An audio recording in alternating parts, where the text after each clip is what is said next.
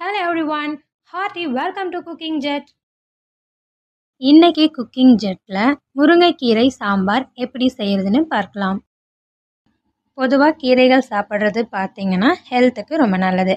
அதுலேயும் குறிப்பாக haemoglobin problems வராமல் இருக்கிறதுக்கும் ப்ராப்ளம்ஸ் வந்துருச்சுன்னா அதை சரி பண்ணுறதுக்கும் முருங்கைக்கீரையை ஃபுட்டில் அப்பப்போ சேர்த்துக்கணும். முருங்கைக்கீரையை வெறுமனே வதக்கிட்டு சாப்பிட்றத விட பருப்போட முருங்கைக்கீரையை சேர்த்து சாப்பிட்றது ரொம்ப நல்லது.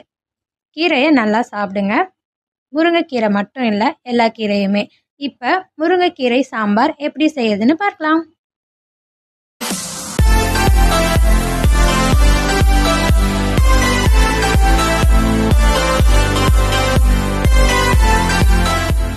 முருங்கைக்கீரை சாம்பார் செய்யறதுக்கு ஃபர்ஸ்ட் பருப்பை வேக வச்சுக்கணும். அதுக்கு குக்கரில் 1/2 கப் அளவு துவரம்பருப்பை வாஷ் பண்ணிவிட்டு ஆட் பண்ணிக்கணும்.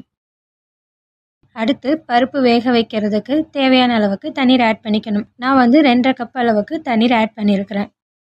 அடுத்து இது கூட 1/2 டீஸ்பூன் அளவுக்கு விளக்கெண்ணெய் ஆட் பண்ணிக்கணும். அடுத்து பருப்பு கூடவே 1/4 டீஸ்பூன் அளவுக்கு மஞ்சத்தூள் ஆட் பண்ணிக்கணும். நம்மளோட முன்னோர்கள் பார்த்தீங்கன்னா பருப்பு வேக வைக்கும் போது கொஞ்சம் போல் விளக்கெண்ணெய் சேர்த்துட்டு வேக வைப்பாங்க. அது எதுக்குன்னு பார்த்தீங்கன்னா பருப்பு சீக்கிரமாக வேகிறதுக்காக மட்டும் இல்லை, பருப்பு அதிகமாக சாப்பிடும்போது மந்தமாகும். அந்த மாதிரி மந்தமாகாமல் இருக்கிறதுக்காகவும் சீரணம் நல்லா ஆகிறதுக்காகவும். அடுத்து தொடர்ந்து பருப்பு சாப்பிட்டுட்டு இருக்கும்போது கொஞ்சம் ஏஜ் ஆன பிறகு பார்த்தீங்கன்னா மூட்டுக்கு பிடிக்க ஆரம்பிக்கும். அந்த மாதிரி ப்ராப்ளம்ஸ்லேருந்து அவாய்ட் பண்ணுறதுக்காக தான் விளக்கெண்ணெயை பருப்பில் ஆட் பண்ணி சமைச்சிட்டு இருந்தாங்க. விளக்கெண்ணெயை அதிகமாகவும் சேர்த்துடக்கூடாது. 1/2 கப் அளவு பருப்புக்கு 1/2 டீஸ்பூன் அளவுக்கு விளக்கெண்ணெய் ஆட் பண்ணிக்கணும். இது நான் ரெகுலராக ஃபாலோ பண்ணிகிட்டு இருக்க மெஷர்மெண்ட்டு. 5 விசில் வர வரைக்கும் பருப்பை வேக வச்சுக்கணும். குக்கரில் இருக்க கேஸ் ரிலீஸ் ஆயிடுச்சு. இப்போ குக்கரை ஓப்பன் பண்ணி பார்த்துக்கலாம். பருப்பு பார்த்தீங்கன்னா ரொம்பவே நல்லா வெந்து வந்திருக்கு. இப்போ இதை அடுப்புலேருந்து எடுத்து வச்சுட்டு தேவைப்படும் போது யூஸ் பண்ணிக்கலாம். குழம்பு தாளிக்கிறதுக்கு 2 டேபிள் ஸ்பூன் அளவுக்கு ஆயில் ஆட் பண்ணிக்கணும். எண்ணெய் சூடானதும் 1/2 டீஸ்பூன் அளவுக்கு கடுகு ஆட் பண்ணிக்கணும். கடுகு நல்லா பொரிய ஆரம்பிச்சிருக்கு. இந்த டைமில் 1/2 டீஸ்பூன் அளவுக்கு சீரகத்தை ஆட் பண்ணிக்கணும்.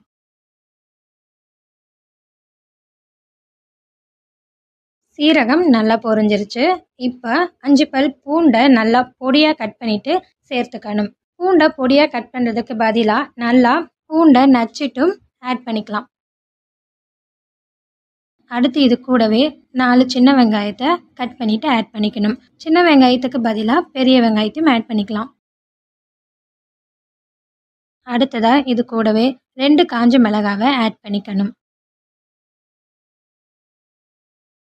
அடுத்ததாக இது கூட ஒரு கொத்து கருவேப்பிலையை சேர்த்துக்கணும். இப்போ இதை எல்லாத்தையுமே நல்லா வதக்கிக்கணும். வெங்காயம் நல்லா வதங்கி வந்துருச்சு. இப்போ இது கூட 1/4 டீஸ்பூன் அளவுக்கு பெருங்காயத்தூள் சேர்த்துக்கணும். இப்போ இதை கொஞ்சம் லைட்டாக வதக்கி விட்டுக்கலாம். அடுத்து இது கூடவே 2 மீடியம் சைஸ் தக்காளியை கட் பண்ணிவிட்டு ஆட் பண்ணிக்கணும்.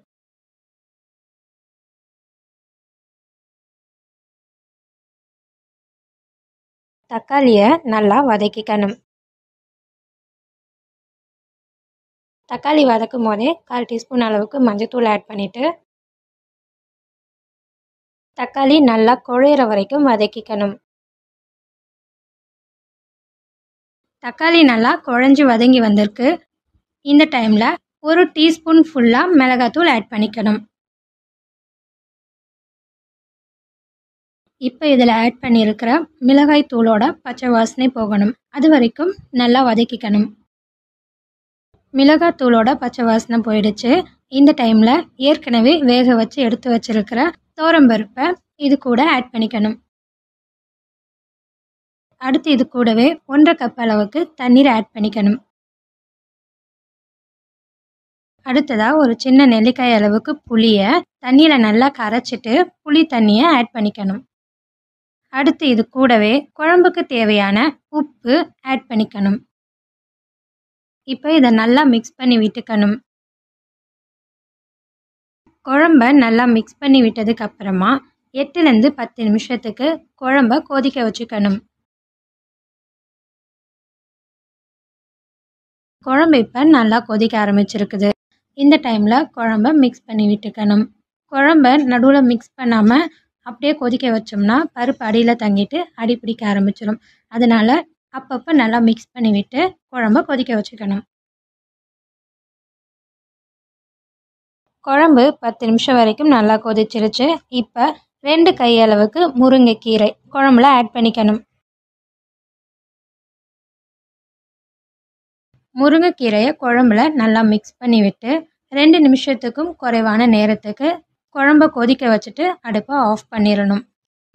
முருங்கைக்கீரை பார்த்தீங்கன்னா குழம்போட சூடில் நல்லா வெந்துடும். 2 நிமிஷத்துக்கு குறைவான நேரத்துக்கு முருங்கைக்கீரையை வேக வைக்கும் போது முருங்கைக்கீரையோட வாசனை பார்த்தீங்கன்னா குழம்புல நல்லா தெரியும். இது சாப்பிடும்போது நல்லா இருக்கும். இது கூடவே சாப்பிடும்போது கொஞ்சம் போல் நெய் சேர்த்துட்டு சாப்பிட்டோம்னா இந்த முருங்கைக்கீரையோட வாசனை, நெய்யோட வாசனை, பருப்போட ஃப்ளேவர் இது எல்லாமே சேர்ந்துட்டு சாப்பிட்றதுக்கு செம்மையாக இருக்கும்.